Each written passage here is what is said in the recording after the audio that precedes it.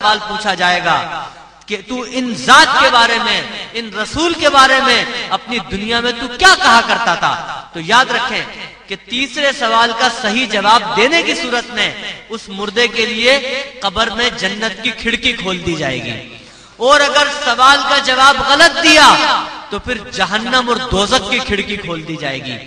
تو اگر ہم آقا علیہ السلام کے بارے میں صحیح عقیدہ رکھتے ہوں گے، صحیح نظریہ ہوگا، پیارے آقا علیہ السلام سے سچی محبت رکھتے ہوں گے، تو ہم قبر میں بھی یہ بات کہہ دیں گے جیسے وہ کہتے ہیں کہ میرا لاشا بھی کہے گا الصلاۃ والسلام، تو ہم قبر میں بھی صلاۃ و سلام پڑھنا شروع کر دیں گے کہ یہ تو ہمارے آقا ہیں، ہم تو اپنی زندگی میں ان پر صلاۃ و سلام پڑھا کرتے تھے، تو یہاں کیوں نہ پڑھیں گے؟ اور اگر ہم نے یہ کہہ دیا کہ ہم تو ان کے بارے میں پتہ نہیں کیا کیا کہا کرتے تھے، تو آپ خود سمجھ سکتے ہیں کہ پھر کون سی کھڑکی کھلے گی، اور اگر صلاۃ و سلام پڑھ دیا تو پھر کون سی کھڑکی کھلے گی، یہ آپ سب سمجھ سکتے ہیں۔ تو پیارے آقا علیہ الصلوۃ والسلام کی سچی محبت ہم کو اپنے دل میں بسانی چاہیے، تبھی ہمارا دین کامل ہو سکتا ہے۔ قبر کا معاملہ بڑا نازک ہے، ہمیں تو اس کا بہت خوف ہونا چاہیے۔ ہم جو ٹھٹھے مار کے ہنسنے لگتے ہیں، ہماری ہنسی، میرے آقا علیہ السلام بڑی گریہ وزاری کرتے تھے، بڑے رویا کرتے تھے۔ صحابہ کرام نے پوچھا کہ یا رسول اللہ آپ اتنی گریہ وزاری کیوں کرتے ہیں؟ آپ نے فرمایا جو کچھ میں جانتا ہوں اگر تم لوگ جان لو تو میں تو کبھی کبھی مسکرا دیتا ہوں، تم تو بالکل ہی نہ مسکراؤ جو میں جانتا ہوں۔ تو ہماری تو کوئی حالت ہی نہیں ہے، اور ہمارے کہکہے لگانے کا اور خوشی کا عالم یہ ہے جیسے ہم نے اپنے سارے معاملات طے کیے ہوئے، جیسے اللہ تبارک و تعالیٰ سے ہم نے سب کچھ طے کر لیا ہے۔ فاروق اعظم رضی اللہ تعالی عنہ، جلیل القدر صحابی، ان کا کیا عالم تھا، ان کا کیا مقام تھا کہ ایک مرتبہ مولا علی، حضرت علی رضی اللہ تعالی عنہ نے ان کے بارے میں کہا کہ العمر سراج اہل الجنہ، کہ یہ عمر جو ہے نا، یہ عمر یہ جنت والوں کے چراغ ہیں، اہل جنت کے چراغ ہیں۔ تو حضرت عمر رضی اللہ تعالیٰ عنہ یہ سن کر صرف خوش نہیں ہوئے، بلکہ انہوں نے مولا علی سے گزارش کی کہ اے علی، یہ جو آپ نے ابھی جملہ فرمایا ہے اس کو مجھے کاغذ پہ لکھ کر دے دیجئے۔ مولا علی نے کہا کہ زبانی کہہ دیا کافی نہیں ہے، لکھوانے کی کیا ضرورت ہے؟ انہوں نے کہا آپ لکھ کر تو دیجئے۔ مولا علی نے لکھ کر دے دیا۔ حضرت عمر رضی اللہ عنہ نے کاغذ لیا اور اپنے غلام کو بلا کر اس کو دیتے ہوئے کہا کہ جب میں مر جاؤں تو یہ کاغذ میرے ساتھ میری قبر میں رکھ دینا، جب میں مر کے رب کی بارگاہ میں پہنچوں گا، رب پوچھے گا کہ عمر دنیا سے کیا لائے ہو، تو میں مولا علی کا یہ رقعہ دکھاؤں گا کہ یا رب یہ رقعہ لے کر آیا ہوں، کہ مولا علی یہ کہا کرتے تھے کہ میں جو ہوں جنت کا چراغ ہوں۔ تو دیکھیں اتنی گریہ وزاری، ایک شخص کو خانہ کعبہ کے پاس دیکھا گیا کہ غلاف سے لپٹ کر گڑ گڑا رہا ہے، گزارش کر رہا ہے کہ یا باری تعالی، اے رب کائنات، جب تو روز محشر مجھ کو اٹھانا تو نابینا کر کے اٹھانا۔ لوگ جو قرب و جوار میں موجود تھے بڑے حیران ہوئے کہ یہ کیسی دعا ہے، بڑا عجیب آدمی ہے، اور روئے چلے جا رہے ہیں، گریہ وزاری کیے چلے جا رہے ہیں۔ جب ان کو پلٹایا کہ اے شخص یہ تم کیسی دعا کر رہے ہو، جب وہ پلٹے تو لوگوں کی چیخیں نکل گئیں، وہ حضور غوث اعظم رضی اللہ تعالیٰ عنہ تھے۔ ان کی گریہ وزاری، ان کی انکساری کا یہ عالم تھا۔ ان کا کہنا کیا تھا کہ مجھے اپنے نامہ اعمال پہ یقین نہیں ہے، میں اتنا گناہگار ہوں کہ میرا نامہ اعمال یقیناً برائیوں سے بھرا ہوگا، تو میں اس کو اپنی آنکھوں سے کیسے دیکھوں گا، لہذا دعا کر رہا ہوں کہ یا مولا مجھ کو نابینا کر کے اٹھانا۔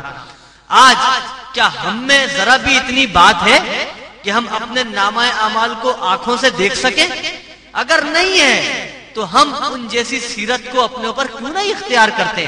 ہم آقا علیہ السلام کی تعلیمات کو اپنی زندگی کا حصہ کیوں نہیں بناتے؟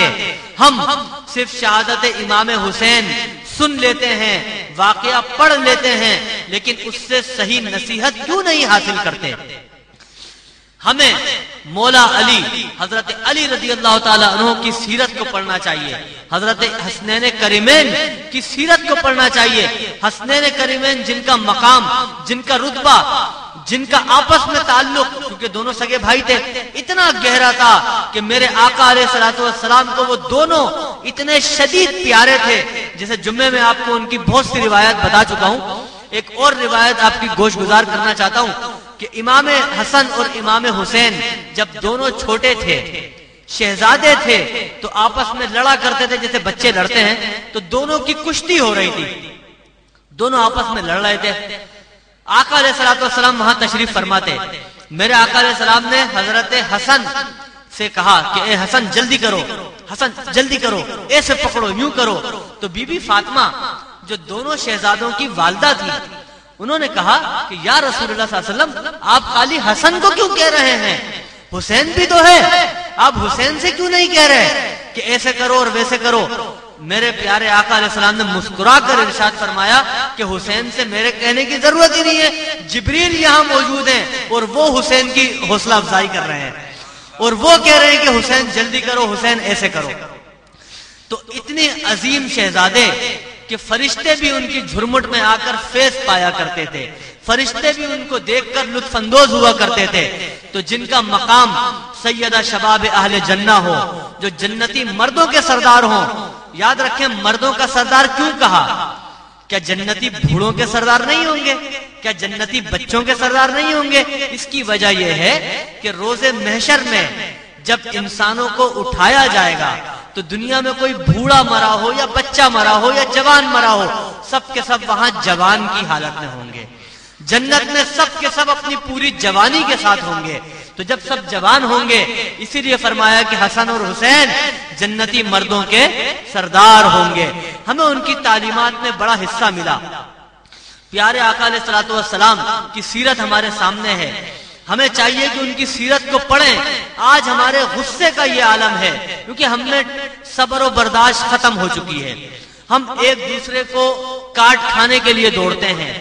آقا علیہ السلام کی صبر و برداشت، آقا علیہ السلام کی تعلیمات کا کیا عالم تھا کہ ایک صحابی حضرت سعد جو ہر وقت ان کی خدمت میں رہتے تھے، وہ عرض کرتے ہیں کہ میں نے 10 سال رسول اللہ صلی اللہ علیہ وسلم کی خدمت میں گزارے، لیکن کبھی میرے آقا نے مجھ کو یہ نہیں کہا کہ اے سعد تم نے یہ کام کیوں کیا، اور نہ کبھی یہ کہا کہ اے سعد تم نے یہ کام کیوں نہیں کیا.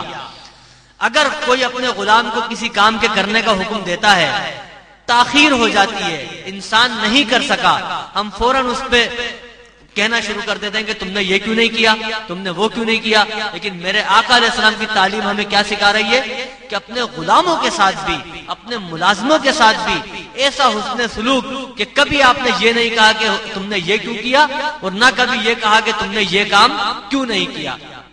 ہم سب کو رسول اللہ صلی اللہ علیہ وسلم کی تعلیمات اور ان کے احکامات کو پوری طریقے سے اپنے اوپر آزمانا چاہیے، اپنی زندگی کا حصہ بنانا چاہیے، ایک ایک حکم کو اپنی زندگی پر لاگو کرنا چاہیے. یہی فلسفہ حسین ہے، یہی شہادت حسین کا منبع اور ان کا ثمر ہے جو امام عالی مقام جاتے ہوئے اس امت کو دے کر گئے ہیں. اللہ تبارک و تعالی ہم سب کو امام حسین علیہ الصلوۃ والسلام اور ان کی شہادت کے مرتبے کو سمجھنے اور ان کے فلسفے کو سمجھ کر اس پر عمل کرنے کی توفیق عطا فرمائے. ہم سب کو نبی پاک صلی اللہ علیہ وسلم کی سنتوں پر عمل کرنے والا بنائے. ہم سب کا خاتمہ ایمان پر فرمائے. وآخر دعوانا ان الحمدللہ رب العالمین. منقبت کا نذرانہ پیش کرنے کے لیے اس خوبصورت خیال سے حضرت علامہ اقبال رحمۃ اللہ علیہ کے اس خوبصورت کلام سے ممتاز و معروف ثناخواں کو دعوت منقبت دوں گا کہ کہہ دو غم حسین منانے والوں کو، کہہ دو غم حسین منانے والوں کو، مومن کبھی شہداء کا غم نہیں مناتے. کہہ دو غم حسین منانے والوں کو، مومن کبھی شہداء کا ماتم نہیں کرتے. ہے عشق اپنی جان سے زیادہ آل نبی سے، ہے عشق اپنی جان سے زیادہ آل نبی سے. یوں سر عام ہم ان کا تماشا نہیں کرتے، یوں سر عام ہم ان کا تماشا نہیں کرتے.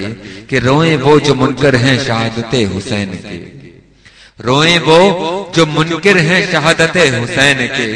ہم زندہ و جاوید کا ماتم نہیں کرتے، ہم زندہ و جاوید کا ماتم نہیں کرتے. کہہ دو غم حسین منانے والوں کو کہ مومن کبھی شہداء کا ماتم نہیں کرتے.